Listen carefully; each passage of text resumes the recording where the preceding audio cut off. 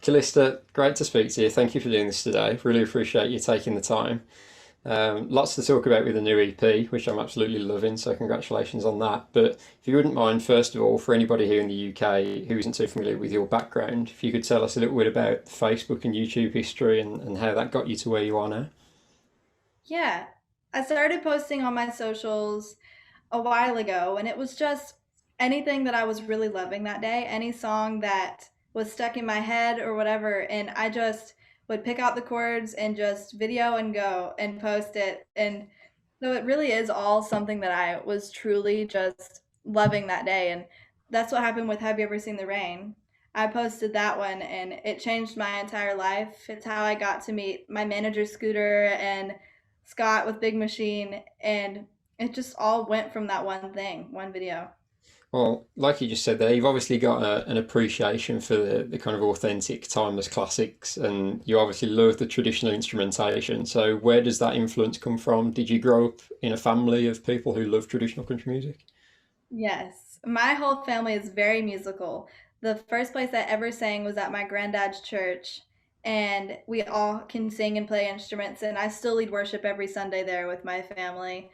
And yeah, so I think for influences, I have to say Christian music, because I think you can always hear that in somebody's voice if they grew up singing in church. So there's that really special Christian gospel sound to it. And then I also love Michael Jackson, the Judds, Aerosmith, Eagles, just, and I think country is just the storytelling, and it's just so special. And there's a lot of songs that I write that are either, more on the pop side and more on the R&B side, or then it's all the way 80s and 90s country, Luke Combs, like that kind of classic sound. So I just love it all.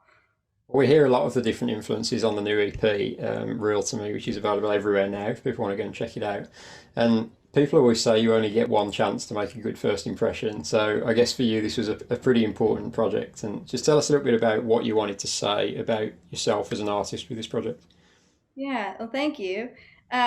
Real to Me was one of the very first songs I ever wrote in a co-write.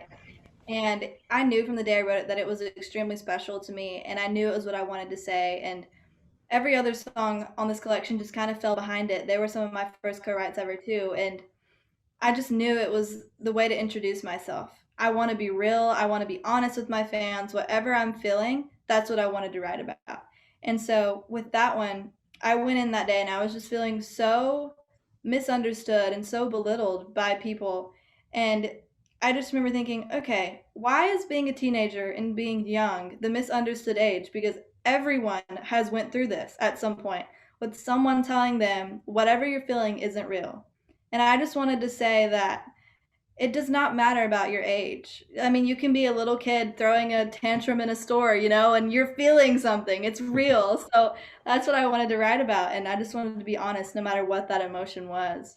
Well, speaking of your songwriting, you got the opportunity to write with some of the absolute best in Nashville for this, the likes of Laura Veltz, Krista Stefano, Jonathan Singleton. I mean, the list goes on. Did you have to kind of pinch yourself at 17 years of age to be able to write with these people? It's crazy. Yeah. When I first started writing with them, I was 14, 15 years old. Wow. Yeah, I wrote these songs a while ago, and I think it kind of worked to my advantage that I didn't really understand how serious this was until I started talking to other songwriters, and they were like, "What? You wrote with who?" And then it all started clicking. But I just always have the same mentality, no matter who it is, and just know that you can always learn, no matter who you are, and no matter who they are. You can always learn. So I tried to go in just with the most open mindset that I could and just say, okay, I'm going to do this. I'm going to fully go for it. I'm going to learn as much as I can. And I still do that now. And on the production side of things, you got to work with Nathan Chapman, who obviously has been a massive part of Taylor's career. He's worked with some of the biggest and the best in the business over his career. So, what was it like to learn from him, and what did you gain from him in the studio? I mean, it's exactly what you think. He's such a genius. I think he's magical. I say that all the time. I mean, he's just insane. Any idea I had, he would do it times a million, a billion, a trillion, whatever. I mean, he just is incredible. And the good thing about it is, I really didn't have to say much. He just really understands this project and did from the very beginning. And even from the first time I met him, we were songwriting about 2 years ago now, and we just got so overwhelmed, and we didn't even finish a song that day. We started probably four different songs, and we just got so overwhelmed in the whole music thing, and we're talking about our influences. And from that moment on, I just knew that he understood me and what I was trying to do. Yeah. And one thing that really struck me about the whole EP from front to back is just the consistent quality of it. And like any of those songs on that EP has the potential to be a radio single. So I wanted to ask you about, have you got a sort of a plan for country radio? Is there a song on there that really stands out as a single at the moment? We thought we knew.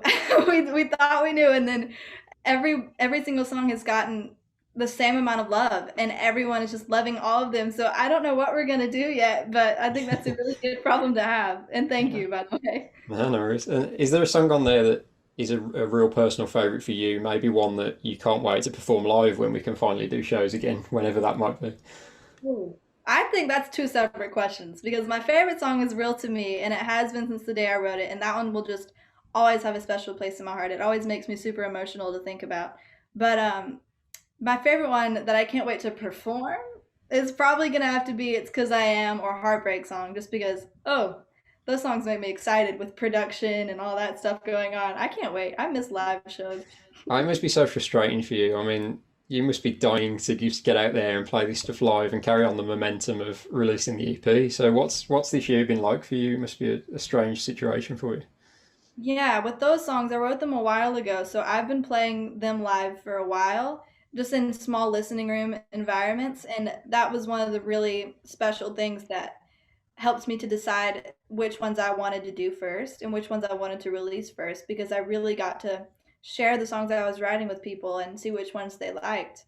Um, so that was really nice and it really helps me in that. But this past year has been really interesting for me because I was so used to just go, go, go, go. And in 2019, I was in Nashville so much, probably more than I was at home, and just songwriting and meetings and the whole thing. And this past year, it all just stopped, and it did for everybody. So I guess that made me feel better in some way that I wasn't behind or Yeah. anything. But it was hard. It was really hard. But I was songwriting a lot, and that helped me get through it. And I got to cut these songs this past summer, and so things were still happening even though I was at home for a lot of the time.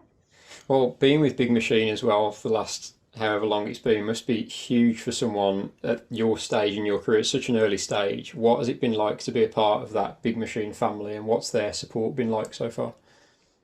It's really surreal. I mean, I still can't believe that somebody like Scott and Scooter sees something in me at all. I mean, it's just the most mind-blowing thing. I can't believe I'm working with them or have such amazing label mates that I do now.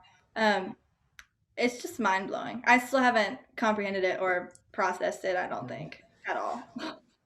And just finally, Callista, one thing that Big Machine have done over the years, and they've been great at, is bringing artists overseas to do European shows and obviously playing at the big festivals that we have in the UK. Is that something that's in your plan long term and something that you would love to do? Yes, I can tell already, even over Zoom, that all of you just love music. Love music, and you just really care about lyrics and you care about the stories and you just care. And so, yes, absolutely. And I seriously can't wait. And I'm so glad Zoom is a thing because I get to talk to all of you and meet you. But yeah, I can't wait to play shows in person. That's awesome. Well, fingers crossed we can make that happen pretty soon because I think we're all sick to death of the pandemic at the moment. But hopefully this year or next year we'll make that happen. But Callista, thank you so much for doing this today. I really appreciate you taking the time and best of luck with the new EP. Thank you.